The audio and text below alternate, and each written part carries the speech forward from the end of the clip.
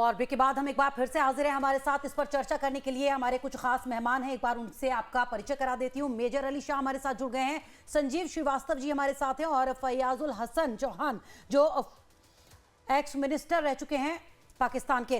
फयाजुल हसन साहब, आपसे मैं सवाल कर रही थी, जिस तरह से आप कह रहे हैं इस पाकिस्तानी सरजमी से हमेशा इस तरह के आतंकवादी हमले होते रहे हैं और जिस तरह से अभी हाल ही में बयान सामने आया था पाकिस्तानी मंत्री का, क्या वो भड़काऊ नहीं है? जिस उन्होंने कहा था कि कश्मीर हमारे गले की नस है, क्या मतलब उसका? भाई, पाकिस्तान की तरफ से तो कभी भी आपके मुल्क के ऊपर हमले नहीं हुए। आप अपने मुंह से तस्लीम करते हैं कि आप बीएलए हसन साहब आसिम मुनीर का ये बयान, आसिम मुनीर का ये बयान क्या भड़काऊ नहीं है? सुन लेना, आपका बॉलीवुड और आपकी एडमिनिस्ट्रेशन जनाब हर रोज बयान दे के और हर साल 10 फिल्में बना के ये साबित करते हैं कि हम बलूचिस्तान के अंदर बीएलए को सपोर्ट कर रहे हैं और बलूचिस्तान की अलहदगी चाहते हैं। आपके टीवी चैनल्स के ऊपर और आपके मीडिया पे जाफर एक्सप्रेस के ऊपर लुड़ियां डाली गई थी, आपने भी लुड़ियां डाली थी, आपके चैनल ने भी और सारे चैनल ने। उस वक्त तो आपको बड़े मजे आ रहे थे। अब जब आग अपने घर में आई है तो आप चीख चिल्ला रहे हैं। अब बात सर चिल्लाने की नहीं है, बात और बौखलाहट तो आप लोगों की दिख रही है। बौखलाहट इसलिए भी दिख रही है, आपके रक्षा मंत्री पहले ही कह देते हैं हमें कोई लेना देना नहीं हो, तो पीछे हट ही रहे हैं सर। आप जो जिस तरह से कह रहे हैं कि आप लोग बहुत मजे लेते हैं, मजे लेने की यहाँ मजे लेने वाली बात नहीं है सर। हमारे घर के लोग शहीद हुए हैं और आप कह रहे हैं यहाँ पर आपके ही रक्षा मंत्री ने कहा कि हमें लेना देना नहीं है। क्यों? जब पाकिस्तान का नाम आ रहा है तो आप पीछे हट रहे हैं, आप डर रहे हैं।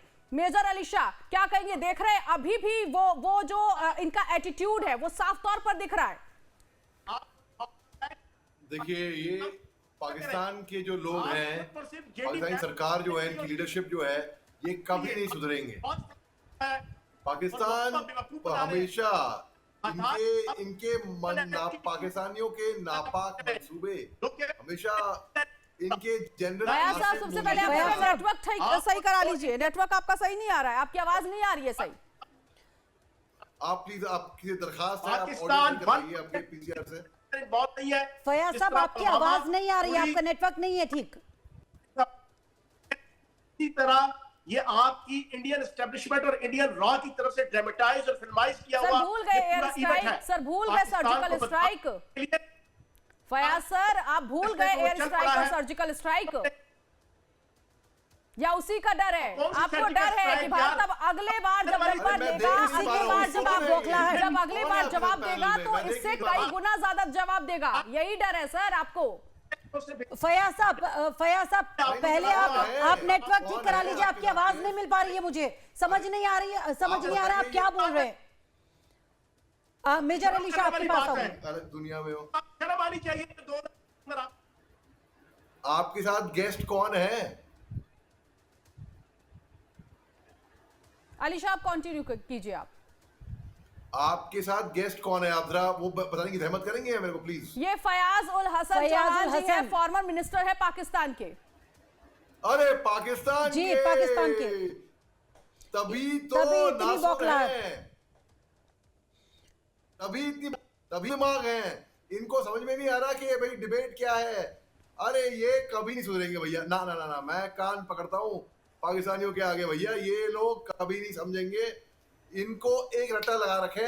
इनके चीफ ऑफ आर्मी स्टाफ जो कि डिफैक्टो हेड है पाकिस्तान के, जनरल आसिम मुनीर, इन्होंने क्या बकवास करी थी 4 दिन पहले? क्या बकवास की थी? वही मेजर अली शाह, वही इनसे सवाल किया था कि 4 दिन पहले जो बयान दिया था कश्मीर गले की नस, इस तरह का भड़काऊ बयान, और उसके बाद यह आतंकी हमला,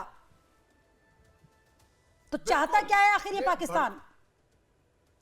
ये भड़काऊ बयान बेसिकली हिंदुस्तान के मुसलमानों को डिमीन करने के लिए था।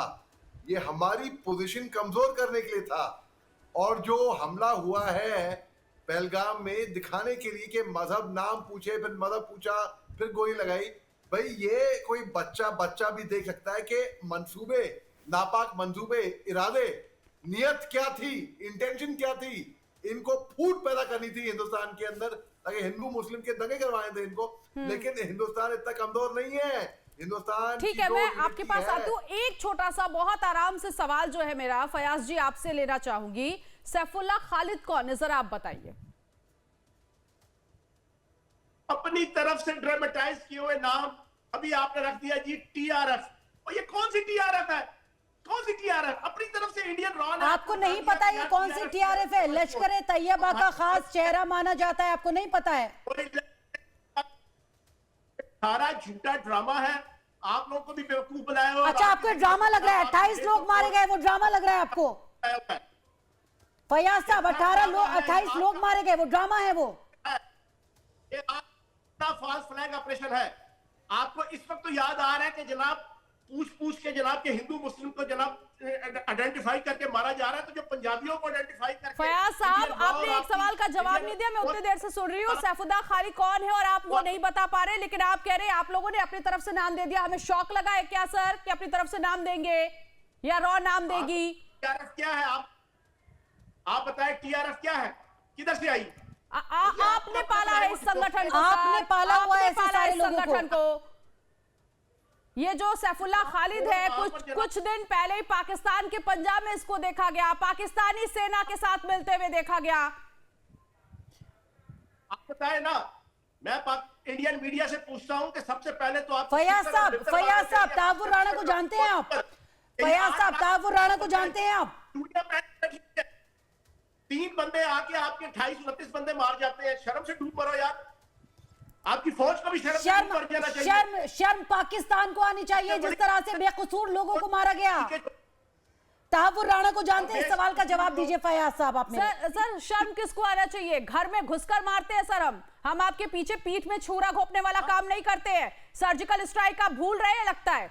हमारा काम नहीं है, हमारा काम नहीं है कि हमने पीठ में छुरा घोंपा, मासूम लोगों को बलि बना दिया। ये हमारा काम नहीं है और कभी नहीं रहा है।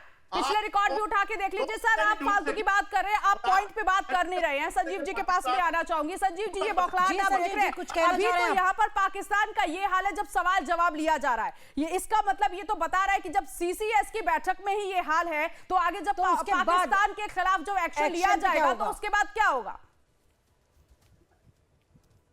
देखिए फयाज साहब, आप शांत हो जाइए, अभी आपको मौका दूंगी बोलने का।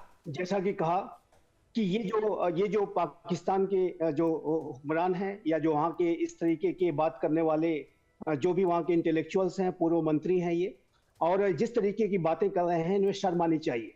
और इतने बड़े हमले को आपने अंजाम दिया है और उसके बावजूद भी आप जिस तरीके से आगे बढ़ चढ़ के ये बातें कर रहे हैं, जाहिर है कि ये आपके काले चरित्र को दिखाता है, आपके डार्क कैरेक्टर को दिखाता है, आपको ये एक बार फिर से एक्सपोज करता है।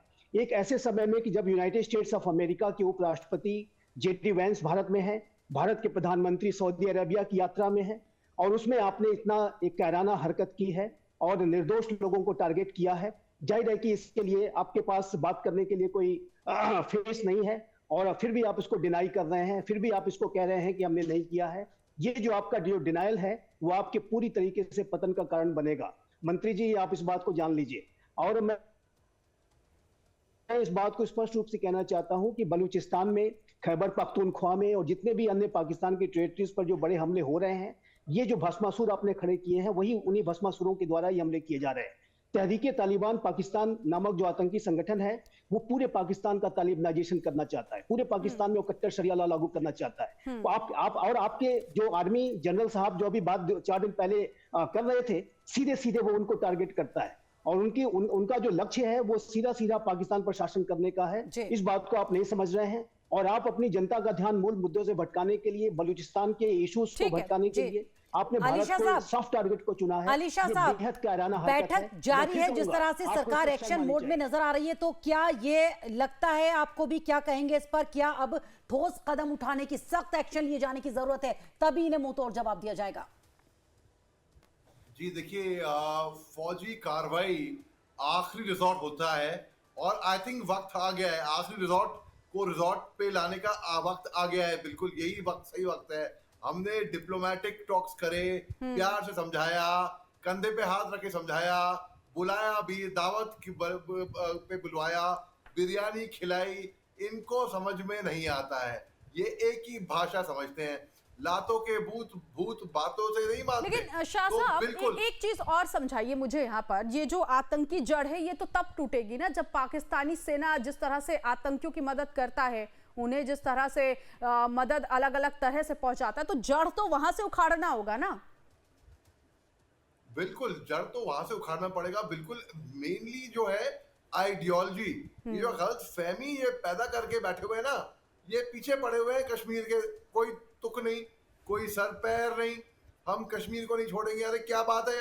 अभी कुछ टाइम पहले मैं अलग चैनल पे था, एक वहां पे एक पाकिस्तानी पत्रकार था, कार्टून, एक नंबर का कार्टून, मस्करा, पता नहीं कहां से उठाकर लेकर आए थे, देखने में भी मस्करा, पता नहीं, मुझे लगा एक कॉमेडी शो के लिए आया हुआ है। वो बस एक ही रट लगा रखा था कि हम कश्मीर को नहीं छोड़ेंगे।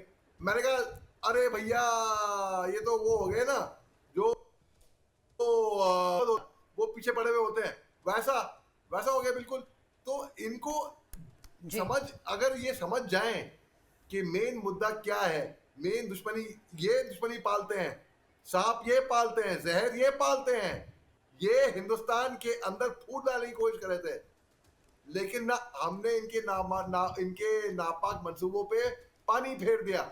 इन्होंने फयाजुल हसन साहब, आखिर ये बार बार कश्मीर कश्मीर कश्मीर, कब तक ये राग अलापते रहेंगे आप लोग? कब छोड़ेंगे इसका पीछा? कश्मीर हमारा टूटंग है, कश्मीर हमारी शहरग है, कश्मीर हमारा है, कश्मीरी हमारे हैं, ठीक है ना। और जिन कश्मीरियों को जहां पर इस आतंक को अंजाम दिया, जो लोग वहां पर मारे गए, कश्मीरियों पर जो असर है वो उस पर क्या है? सुन लो ना, मेरी गुफ्तगू में आप टोक देती हो, यहां से अंदाजा लगा लो आप कितने 22 टोक।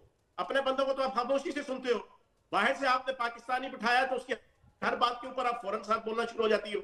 नहीं नहीं, तो सुन लो ना, मसला आप बताएं। मसला कुछ नहीं है, आपको भी सुन रहे हैं, लेकिन आप ये बार बार कह रहे हैं ना, तो फिर उन कश्मीरियों का क्या? अगर कश्मीर आप कहे तो उन कश्मीरियों का क्या जिनके साथ ये सब हो रहा है? से पाकिस्तान का, और तुम्हारा वजीर आजम ही जो है ना वो एंटी पाकिस्तान है, फसादात करने वाला है, दहशतगर्द है। आपके अपना जनाब राजनाथ से लेके आपका अहमद शाह, वो इंतहाई बाइस किस्म के मुसलमानों के खिलाफ नफरत रखने वाले लोग हैं।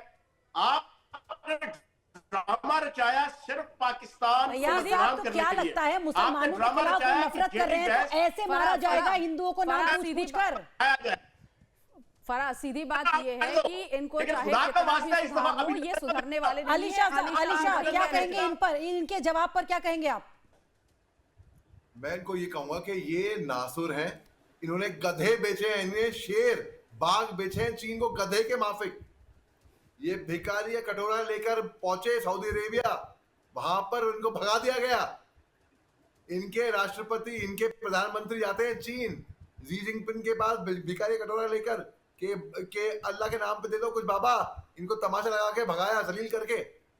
इनके राष्ट्रपति ने पहले कहा था, जुल्फिकर अली भुट्टो ने कहा था कि पाकिस्तानी घास खा लेगा लेकिन एटम बम जरूर बनाएगा। आज की तारीख में पाकिस्तान न्यूक्लियर शक्ति जरूर है, ठीक है, लेकिन खाने के लाले हैं इनके पास। IMF लेकिन खर्चा करने के लिए खूब पैसा है इनके पास। कुल मिलाकर देखिए, फयाजुल हसन जी की जो बातें हमने सुनी, उसने ये बता दिया कि पाकिस्तान जो है वो सबक सीखने वाला नहीं है। तो अगर वो सबक सीखने वाला नहीं है तो यहाँ पर अब भारतीय जो सेना है वो भी तैयार है मुंहतोड़ जवाब देने के लिए। नजर बनी हुई है लाइफ टाइम्स पर, और इस खबर पर आगे भी जो बैठक चल रही है CCS की, उसको लेकर भी आपको अपडेट पहुंचाते रहेंगे। फिलहाल एक छोटा सा ब्रेक।